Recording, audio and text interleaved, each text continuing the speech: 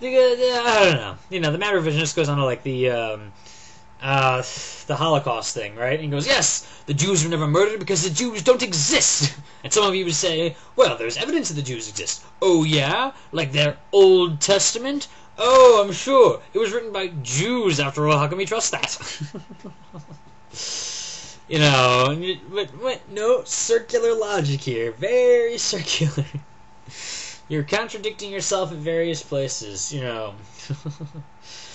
Or the whole thing with the Jews control the world. No, apparently not. They exist just like anybody else. But, you know, come on, guys. Nothing particularly big on that. You know, we some people equate drama with truth. And that is, the more dramatic something is, the more true it is, probably, is the way they think, right?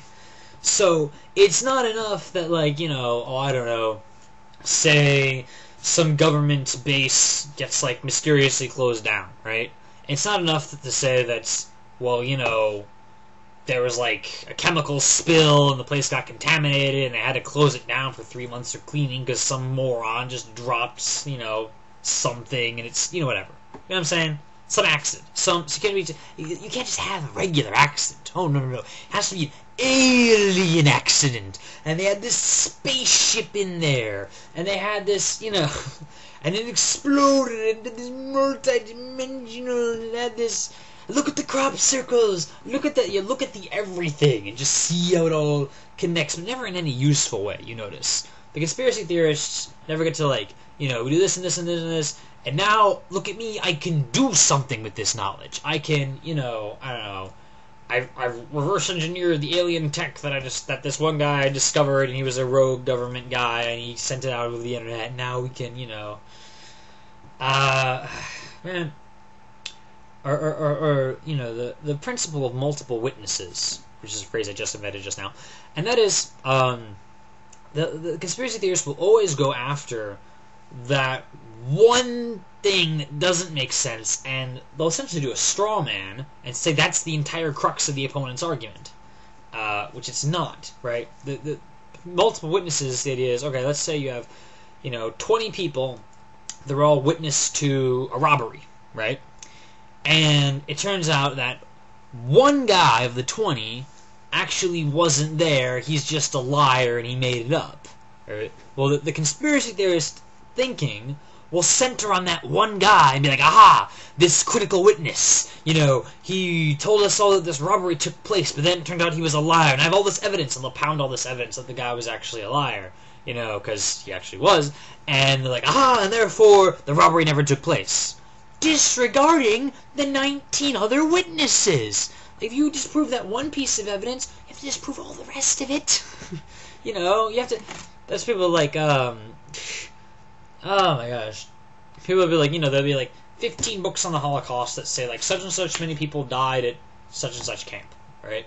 And then one other book which has the figure wrong. And they'll be like, there's a discrepancy, therefore it never happened. You know, I mean, what else we got? The whole New World Order thing. There's like this secret plan to put us all into one government and, you know, or we're already under one government with the Illuminati and all that. Oh, dang. You know, wow, what a ridiculous way of ruling the world. Everything's behind the scenes, but you assume the existence of a world leader or world cabal or something that controls everything, and then the non-existence of them becomes evidence of their existence. They must be hiding. They must be, you know, drama equals truth and all that. You know, and it's based always on like real things. Like someone posted a video about civil rights, rights in general in the U.S. being degraded in recent years due to the Patriot Act and other things, and extraordinary rendition, and, you know, holding people as enemy combatants for no good reason, and, you know, and torture and all these things. And those things are true, you know. Our rights have been violated turns out they've been violated before. Go back in history and like, yeah, the Japanese internment camps.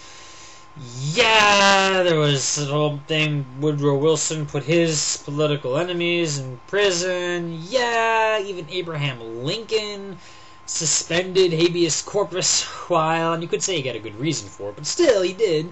And worse than that, there were the Alien and Sedition Acts, which just made it a crime to criticize the government mere, like, decades or something after the government was formed with that freaking Constitution, you know, which says you free speech.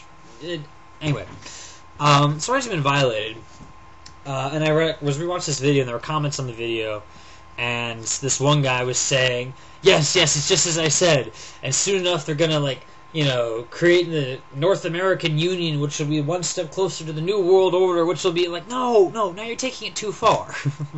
He's like, they call me a conspiracy theorist, but only I know the truth. I'm like, yeah, maybe you're just a nutty conspiracy theorist. Come on, you know, I'm sorry, but I see no particular reasons why all the nations would want to just give up their sovereignty to New World Order, Illuminati, United Nations even, whatever. You know, oh, the United Nations are in charge of... No, they're not. They'd like to be in charge of things, I guess. But essentially, it's a debating club. All the countries get together and they talk about stuff. Sometimes they do stuff. And sometimes the world is more mundane than you thought. Or at least that one part of the world. The rest of the world can be very interesting, not necessarily in a conspiratorial type of way. You know. Or hysteria about satanic ritual abuse or whatever, right? The Harry Potter books are the spawn of the devil. You guys read the books? No, they're the spawn of the devil. Like, okay. Have you talked to other people that have read the book? No, they've been infected by the spawn of the... I mean, it'd be one thing if I asked you to just, like, drink some mysterious liquid. You know, like, ugh.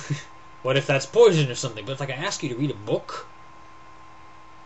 I don't know, or they ask you to talk to somebody else who has read that book, or somebody, you know, gee, guys.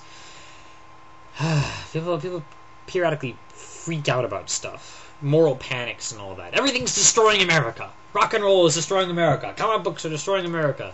Video games are destroying America. America's doing okay. There's concerns about all those things and other things besides, but follow the evidence, people. Come on. And for your crazy conspiratorial type stuff, just email it to the Mad Revisionist, who just recently posted up a thing, well, it was recently, about the whole Titanic deal. And how the Titanic didn't even sink at all. It was just a scheme so they could make all the money of all those movies more than 100 years later. Yes, it all makes sense. Or maybe not. Thanks for watching. See you later.